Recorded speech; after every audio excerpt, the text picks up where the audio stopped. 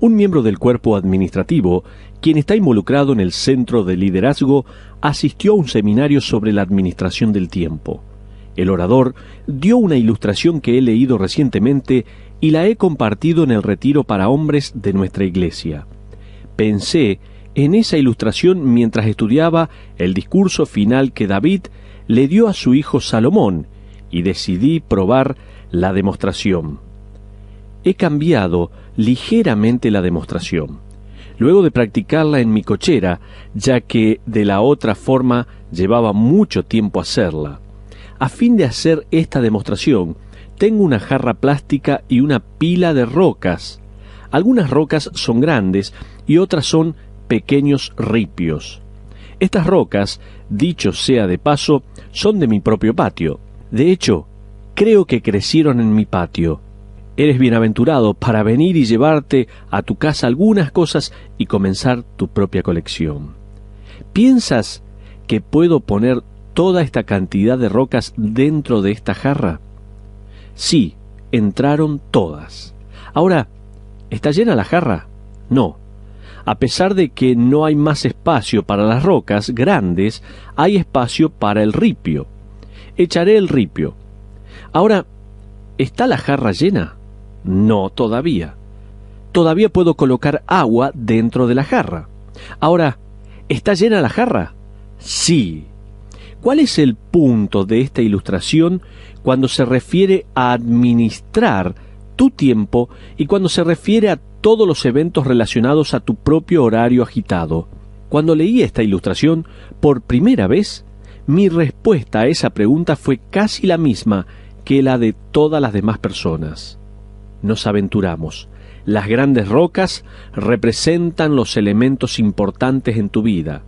Y si trabajas lo suficientemente duro, puedes apiñar muchas de las actividades que no son elementales alrededor de ellas. Sin embargo, déjame decirte la razón verdadera. Si yo tuviese que tomar el agua y el ripio y ponerlos primero dentro de la jarra, no tendría lugar para las rocas grandes. Eso nos lleva a la pregunta: ¿qué asuntos importantes estoy dejando fuera de mi vida? Por lo tanto, la lección es: asegúrate de poner primero las rocas grandes. Permíteme repetir eso: asegúrate de poner primero las rocas grandes.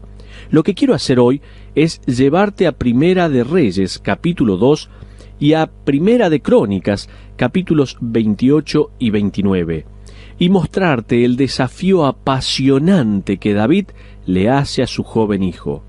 Es un desafío que de hecho pondría las rocas más grandes, las cosas principales, las relaciones importantes dentro de la lista de prioridades de la vida de su hijo. Quizás hayas escuchado la frase «la tiranía de lo urgente». Hoy voy a cambiar esa frase en algo que espero que nunca olvides, en algo que espero que Dios traiga una y otra vez a tu mente mientras reflexionas sobre tu caminar. Lo cambiaré en la tiranía del cascajo.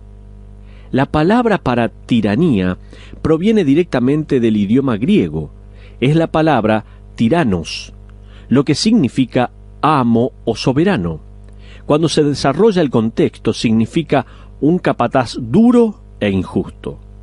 La verdad es que la mayoría de los cristianos están gobernados y sus horarios están subyugados no por las cosas esenciales, es decir, por las grandes rocas, sino por las cosas no elementales, por el cascajo.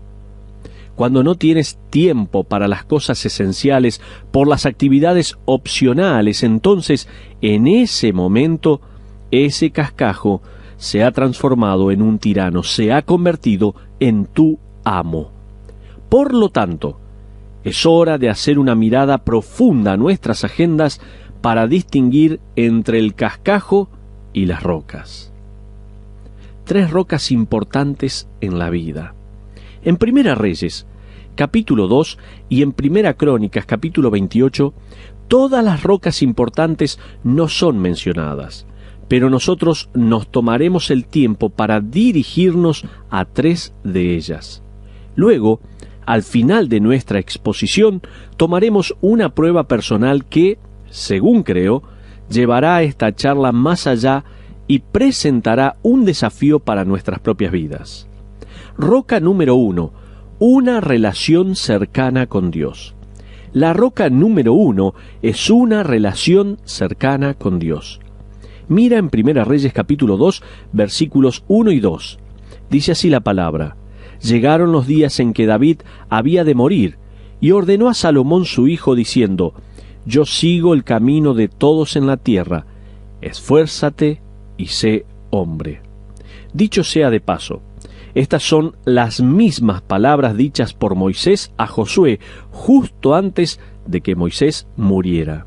Y son las mismas palabras dichas por Josué a los israelitas justo antes de que él muriera. Vayamos al capítulo 28 de Primera de Crónicas y miremos el versículo 9. Dice así la Biblia: Y tú, Salomón, hijo mío, reconoce al Dios de tu padre y sírvele con corazón perfecto y con ánimo voluntario, porque Jehová escudriña los corazones de todos y entiende todo intento de los pensamientos. Ahora bien, mientras pensaba en las palabras que David le dio a su hijo, y donde la vida de David se intercalaba con la vida de Salomón, hay dos áreas que serían definidas en la mente de Salomón, y era lo que su padre estaba tratando de decir. Como un jovencito de 13 años, Salomón había observado la vida de su padre durante los últimos 6 o 7 años. Hubiera entendido que el pedido urgente de David de que conocer a Dios y servirle implican por lo menos dos cosas. Vamos a ver dos cosas que incluyen el conocimiento de Dios y su servicio. Déjame decirte dos cosas que el conocimiento de Dios y su servicio incluyen. Sumisión respecto a las negaciones de Dios. La primera es sumisión respecto a las negaciones de Dios. Mira el versículo 2 de Primera de Crónicas capítulo 28 y escucha las palabras de David. Y levantándose el rey David, puesto en pie, dijo: Oídme, hermanos míos y pueblo mío. Yo tenía el propósito de edificar una casa en la cual reposara el arca del pacto de Jehová, y para el estrado de los pies de nuestro Dios. Mira estas conmovedoras palabras. Y había ya preparado todo para edificar.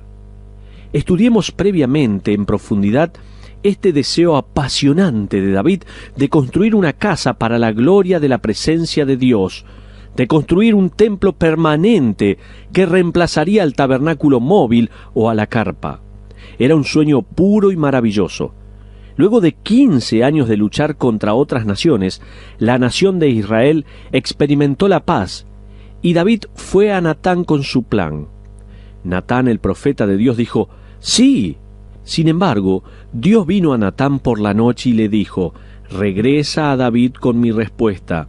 No es un sí, es un no». Si miras el versículo 3 del capítulo 28, se nos dice finalmente el porqué. Mas Dios me dijo: «Tú no edificarás casa a mi nombre, porque eres hombre de guerra y has derramado mucha sangre». Si yo hubiese sido David, ese hubiese sido el momento cuando me hubiese perdido. Las batallas que peleó David fueron la voluntad de Dios. David fue un hombre de guerra porque tuvo el coraje y la fe como para confiar y obedecer a Dios y como para quitar a los enemigos de Dios de su tierra.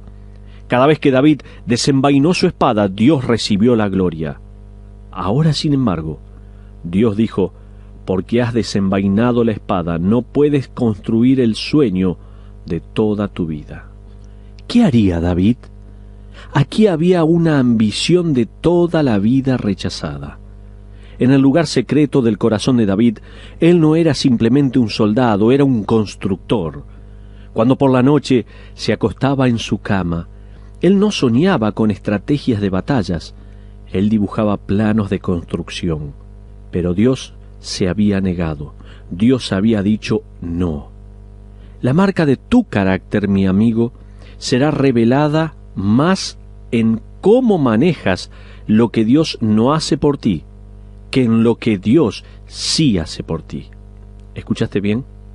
La marca de tu carácter será revelada más en cómo manejas lo que Dios no hace por ti que en lo que Dios sí hace por ti. ¿Te ha dicho Dios no a alguno de tus sueños? Quizás Él haya rechazado tu sueño de una gran consumación, de una carrera determinada, de un ministerio o de una relación. Si así fue, renuncia a Él, déjalo ir. En cambio, como David, concéntrate en lo que el Señor hará en tu vida. Un escritor escribió: en vez de padecer los últimos años de su vida por un dolor causado por ese deseo inconcluso, David se enfocó en lo que el Señor le permitió hacer. Pero no solamente estamos pensando en dos cosas que incluyen el conocimiento de Dios y su servicio. Primero, sumisión respetuosa a las negaciones de Dios. En segundo lugar, ten en cuenta gratitud a la luz de las consideraciones de Dios. Eso nos lleva a este segundo punto, de lo que el conocimiento de Dios y su servicio implica. Hay sumisión a pesar de las negaciones de Dios, y en segundo lugar, hay gratitud a la luz de las consideraciones de Dios.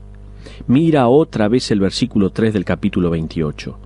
Mas Dios me dijo: tú no edificarás casa a mi nombre, porque eres hombre de guerra y has derramado mucha sangre. Ahora, continuemos y miremos el versículo 4. Observa la primer palabra, la cual es reveladora del carácter. Dice así la palabra de Dios: pero Jehová, el Dios de Israel, me eligió de toda la casa de mi padre, para que perpetuamente fuese rey sobre Israel, porque a Judá escogió por caudillo, y de la casa de Judá a la familia de mi padre, y de entre los hijos de mi padre se agradó de mí, para ponerme por rey sobre todo Israel. ¿No es eso maravilloso? Eso es conocer a Dios y decir: Él no hizo esto, pero hizo aquello otro. Él no permitió aquello, pero permitió esto. Por lo tanto, entiéndelo bien, la roca número 1 es una relación personal, cercana con Dios. La segunda roca, la número 2, es una clara consideración de la palabra de Dios. La roca número 2, escucha bien, es una clara consideración de la palabra de Dios. Volvamos a Primera de Reyes, capítulo 2, y miremos el versículo 3. Dice así la palabra: guarda los preceptos de Jehová tu Dios, andando en sus caminos, y observando sus estatutos y mandamientos, sus decretos y sus testimonios, de la manera que está escrito en la ley de Moisés, para que prosperes en todo lo que hagas y en todo aquello que emprendas. David sabía las profundidades de los fracasos morales y espirituales. Él conocía las consecuencias de una vida irresponsable. Él fue culpable de asesinato y de adulterio, y recibiría el castigo de las consecuencias por estas cosas hasta el día de su muerte. Él sabía que la única pauta que conduciría a su hijo a través del laberinto de la tentación sería la palabra escrita. Es como si él dijera: hijo, estudia la palabra y conoce los mandamientos, los discernimientos, los preceptos, las ordenanzas y los testimonios. Este libro es una roca, por lo tanto, ponlo en primer lugar. Ahora, irónicamente, algo es hablado durante su conversación con Salomón, que revela el fracaso de David, a cierto nivel, en este asunto. Mira los versículos 5 y 6 del capítulo 2. Dice la Biblia: ya sabes tú lo que me ha hecho Joab, hijo de Sarbia, lo que hizo a 2 generales del ejército de Israel, a Abner, hijo de Ner, y a Amasa, hijo de Jeter, a los cuales él mató derramando en tiempo de paz la sangre de guerra, y poniendo sangre de guerra en el talabarte que tenía sobre sus lomos, y en los zapatos que tenía en sus pies. Tú, pues, harás conforme a tu sabiduría, no dejarás descender sus canas al Seol en paz. Salta a los versículos 8 y 9. También tienes contigo a Simei, hijo de Gera, hijo de Benjamín, de Baurim, el cual me maldijo con una maldición fuerte el día que yo iba a Mahanaim. Mas él mismo descendió a recibirme al Jordán, y yo le juré por Jehová, diciendo, yo no te mataré a espada, pero ahora no lo absolverás, pues hombre sabio eres, y sabes cómo debes hacer con él, y harás descender sus canas con sangre al Seol. Ahora bien, al principio estaba convencido que David estaba actuando algo así como el padrino de la mafia, diciéndole a su sucesor quién estaba en la lista negra y a quién debía hacer caer. Sin embargo, mientras más estudié e investigué, se tornó claro que una de las consecuencias relacionadas con la desobediencia de David hacia la ley fue un asunto inconcluso. Hubo un asunto inconcluso concerniente a Joab y con Simei que David había fallado en llevar a cabo. El doctor Howard Voss escribe: ¿fue esto solo un pedazo de la crueldad oriental, como lo suelen llamar generalmente los críticos? No necesariamente. Tanto Joab como Simei habían cometido hechos dignos de la pena de muerte. Los estadounidenses de hoy necesitan recordar que los antiguos gobiernos semitas ordenaban la pena de muerte para varios crímenes que no garantizarían el mismo trato hoy en día. El doctor Simon de Vries agrega: Joab había traído sangre sobre la casa de David, y el cumplimiento de Salomón al mandato de David sería castigar a Joab por ser tan sanguinario, pero principalmente la casa de David necesitaba ser urgentemente purificada de la culpa de la sangre, de manera que pudiera reinar en paz. El punto es que David debería haber lidiado con estos hombres, pero no pudo. ¿Por qué?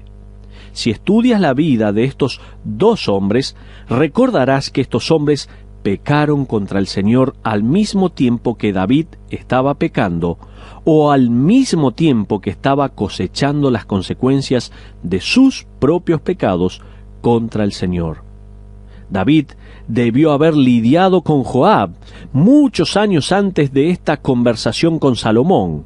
Joab fue culpable del asesinato de dos comandantes inocentes que sólo parecieron cruzarse por su camino. Nos podemos preguntar, ¿por qué no obró David con un juicio correcto? Porque antes David había usado a Joab para asegurarse de que el joven esposo de Betsabé, Urías, fuera muerto en la batalla. David necesitaba cubrir su adulterio con Betsabé, quien estaba embarazada. Entonces envió un mensaje a Joab por la misma mano de Urías que decía: Joab, tengo este pequeño problema. Asegúrate de que Urías nunca regrese de la batalla con vida. Francamente, Joab y Simei eran fantasmas en el ropero de los pecados pasados de David. Ellos lo perturbaron hasta el día de su propia muerte. Quiero mencionar algo que no tiene una gran cobertura de primera plana. Es un pensamiento trágico, pero algo que ocurre todos los días. Son los pecados de un padre o de un abuelo, los pecados de un predicador, de un político o de un ejecutivo que tendrán que ser lidiados más tarde por los miembros de la familia que estén vivos.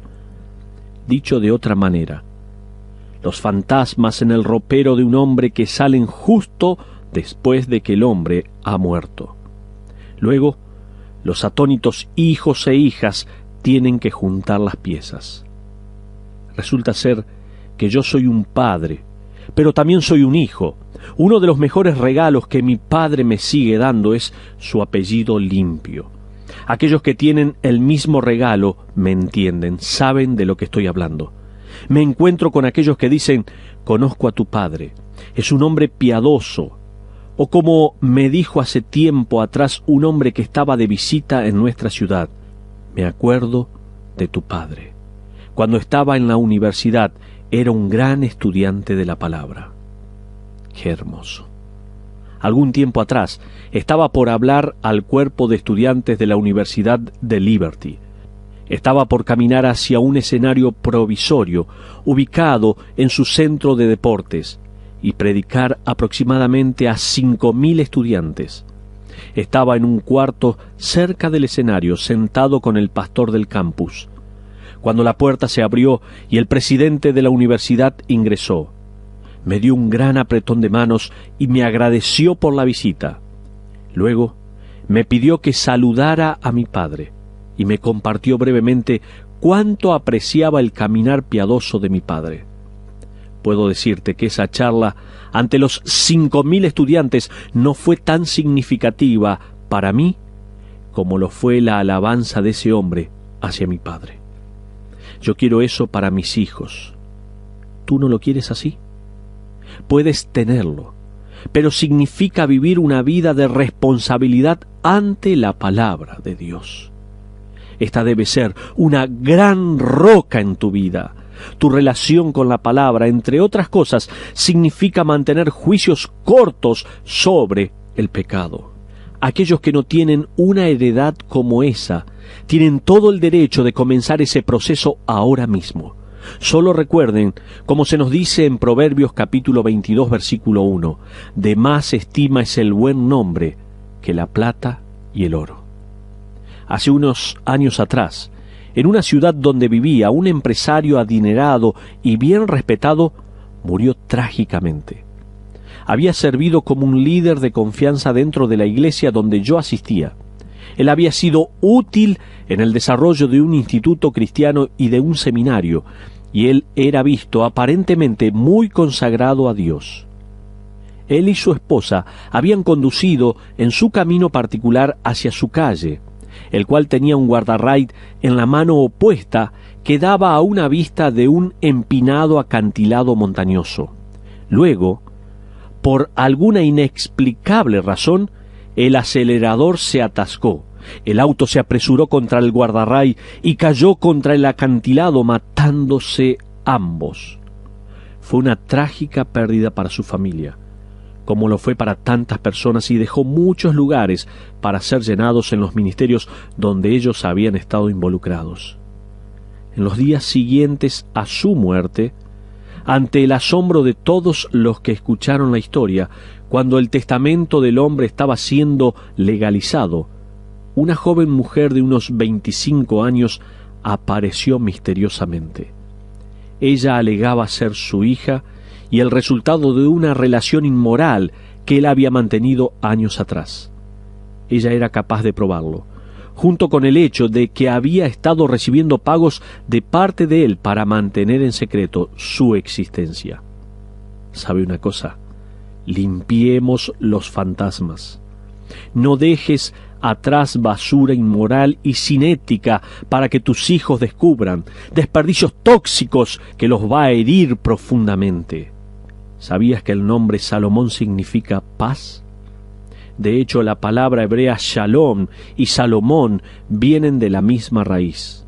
Aún así, el reinado de Salomón comienza con derramamiento de sangre y con intrigas que sacudirán al mundo israelita. Los primeros actos de Salomón fueron para salvar el reinado de la avenencia que David, su padre, había permitido. Asegúrate de poner esta roca, de vivir una vida de consideración de la palabra de Dios en primer lugar. La roca número 3. Un encomendado compromiso con la obra de Dios. La roca número 3 es un compromiso encomendado con la obra de Dios. Más allá de todos los fracasos y pecados de David, él fue referido como un hombre conforme al corazón de Dios. Este apodo no fue porque era perfecto, sino porque finalmente Dios era su prioridad. Para la muerte de David, sus coros de adoración estaban siendo cantados a lo largo de toda la nación. Sus actos de fe y valentía se habían vuelto legendarios. Su expansión del reino y la solidificación del sistema de adoración de Israel fueron logros heroicos. Pero veamos dos maneras en que David transmitió a Salomón un corazón comprometido a Dios. Ahora, en esta escena final, en esta última conversación registrada con su hijo, el corazón de David para Dios es nuevamente revelado. Déjame decirte dos maneras en la que es revelado.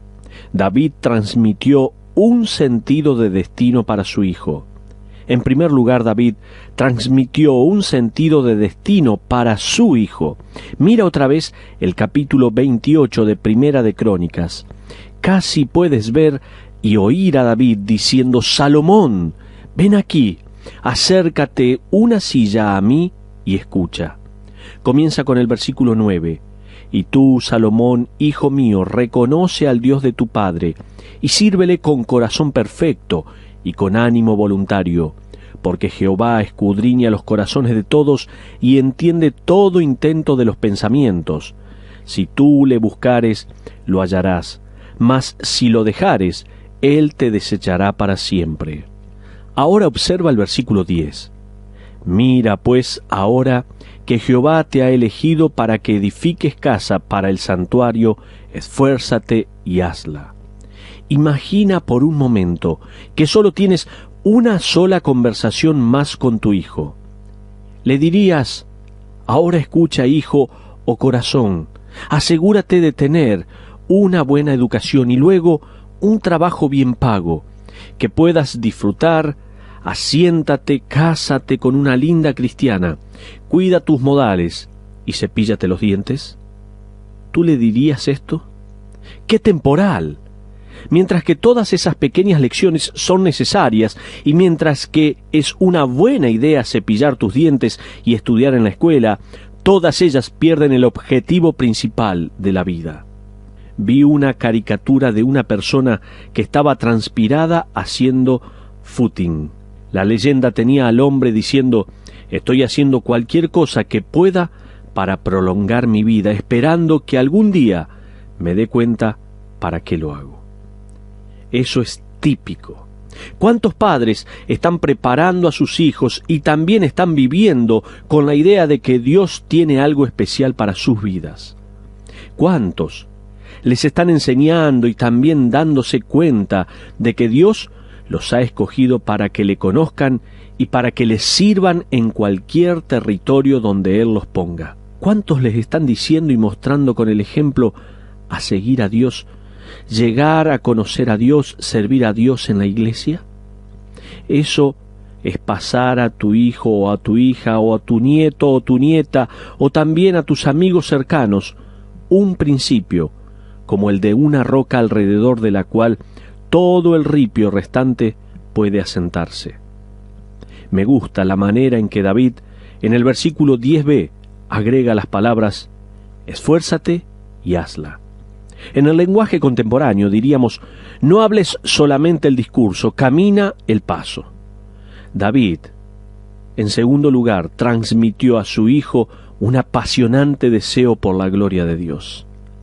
Hay una segunda manera en que David reveló a Salomón su corazón para Dios. David transmitió a su hijo un apasionante deseo por la gloria de Dios. Mira los versículos 11 y 12a de Primera de Crónicas, capítulo 28. Dice así la Biblia: Y David dio a Salomón su hijo el plano del pórtico del templo y sus casas, sus tesorerías, sus aposentos, sus cámaras y la casa del propiciatorio. Asimismo, el plano de todas las cosas que tenía en mente para los atrios de la casa de Jehová. ¿Puedes ver a David y a Salomón con estos anteproyectos desenrollados sobre una mesa y a David mostrándole a Salomón cada detalle? David podría decir: Salomón, la casa de Dios ha sido mi pasión. Establecer su gloria a través de esta casa ha sido mi sueño. He trabajado en cada detalle. He leído que la Estatua de la Libertad se eleva a 45 metros con 30 centímetros sobre el nivel del mar. El proyecto llevó años en completarse. El escultor que terminó la obra era un francés llamado Bartholdi. Una vez, Oscar Hammerstein vio una foto de la Estatua de la Libertad que había sido tomada desde un helicóptero. Mostraba la parte superior de la cabeza de la dama. Él escribió sobre cuán asombrado quedó al ver el detalle en el cabello de la dama. Eso es asombroso cuando tienes en cuenta que Bartholdi nunca vivió para ver el invento del aeroplano o del helicóptero. En otras palabras, hubiera estado bastante seguro de que ninguno podría ver jamás la parte superior del cabello de la dama. Aún así, con tanto detalle como él esculpió su rostro y su toga, esculpió las líneas y el contorno del cabello en la parte superior de su cabeza. Si sientes pasión por la gloria de Dios, no importa si alguien alguna vez verá tu trabajo, será hecho igualmente correctamente. Tener pasión por la obra de Dios y por la gloria de Dios significa realizar todo lo tedioso con la misma intensidad como si fuera lo emocionante. Podrías decir, no puedo vivir así con mis propias fuerzas. Tienes razón. Observa el versículo 20 del capítulo 28. Dijo además David a Salomón su hijo, anímate y esfuérzate, y manos a la obra, no temas ni desmayes, porque Jehová Dios, mi Dios, estará contigo. Él no te dejará ni te desamparará hasta que acabes toda la obra para el servicio de la casa de Jehová. Asegúrate de poner en primer lugar las grandes rocas, una convicción firme de conocerlo, una cercana consideración hacia su palabra, y un compromiso de servirle y de darle la gloria con todo lo que eres. Estas son las rocas alrededor de donde el cascajo de la vida se ha asentado.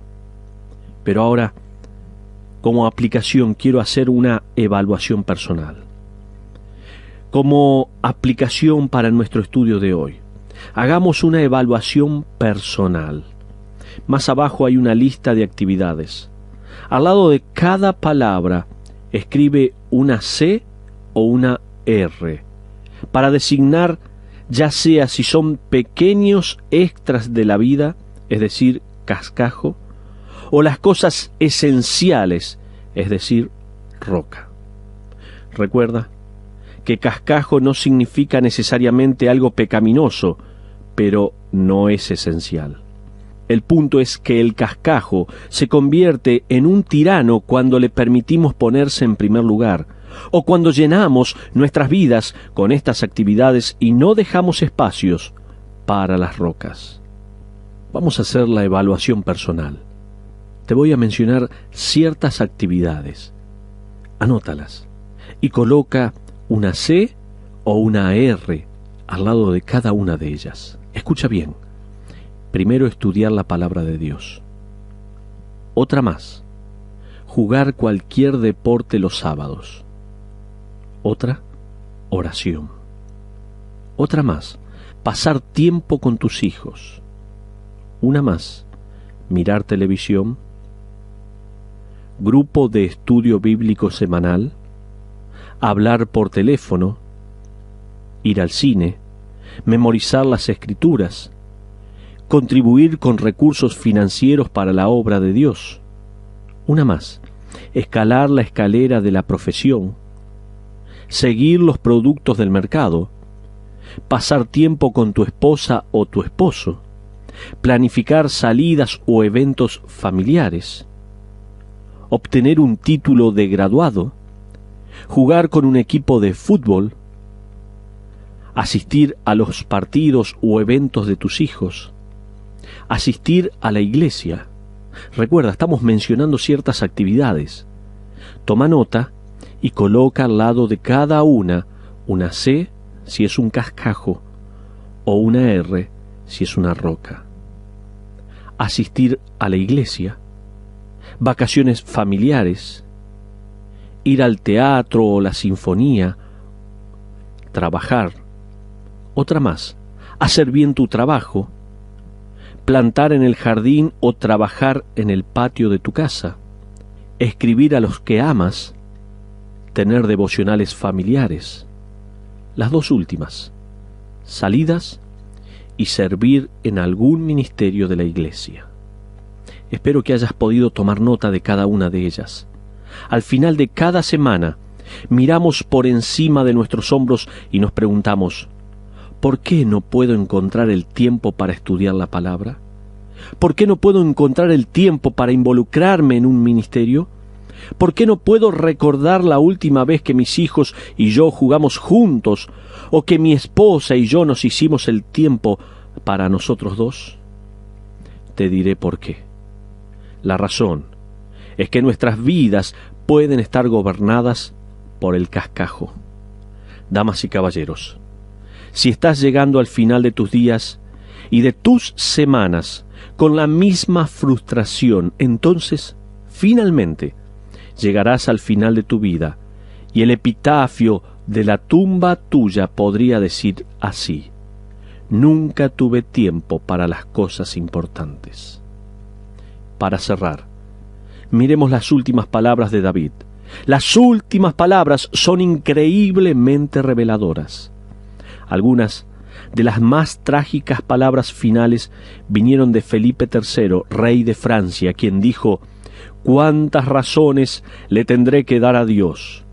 ¿Cómo me hubiera gustado vivir de otra manera de la que viví?». Las últimas palabras de David están registradas en Primera de Crónicas, capítulo 29, del versículo 10 al 13, y dice así: «Asimismo se alegró mucho el rey David, y bendijo a Jehová delante de toda la congregación, y dijo David: Bendito seas tú, oh Jehová, Dios de Israel nuestro Padre, Dios desde el siglo y hasta el siglo. Tuya es, oh Jehová, la magnificencia y el poder, la gloria, la victoria y el honor, porque todas las cosas que están en los cielos y las cosas que están en la tierra son tuyas. Tuyo, oh Jehová, es el reino, y tú eres excelso sobre todos. Las riquezas y la gloria proceden de ti, y tú dominas sobre todo. En tu mano está la fuerza y el poder, y en tu mano el hacer grande y el dar poder a todos. Ahora pues, Dios nuestro, nosotros alabamos y loamos tu glorioso nombre». ¡Wow! Ahora observa el versículo 28. «Y murió en buena vejez, lleno de días, de riquezas y de gloria, y reinó en su lugar Salomón su hijo». Hay una postdata en el Nuevo Testamento sobre la vida de David, su epitafio. Mira el versículo 36 del capítulo 13 del libro de los Hechos. Dice la Biblia: «Porque a la verdad David, habiendo servido a su propia generación según la voluntad de Dios, durmió y fue reunido con sus padres». La única manera en que tú y yo podamos desear de que eso sea dicho de nosotros, de que hicimos más que crear programas de computación, vender seguros, criar niños, construir edificios, sino que sea dicho que servimos la voluntad de Dios en nuestra propia generación, es asegurarnos, por la gracia de Dios, de poner las grandes rocas en primer lugar. Espero que este estudio haya sido de bendición para tu vida. Y si hay cosas que debes quitar, este es el momento para hacerlo.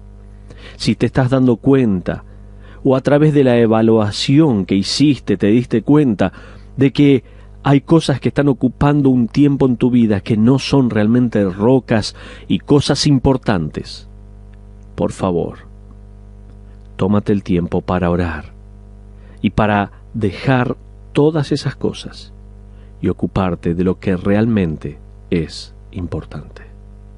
Que Dios les bendiga ricamente.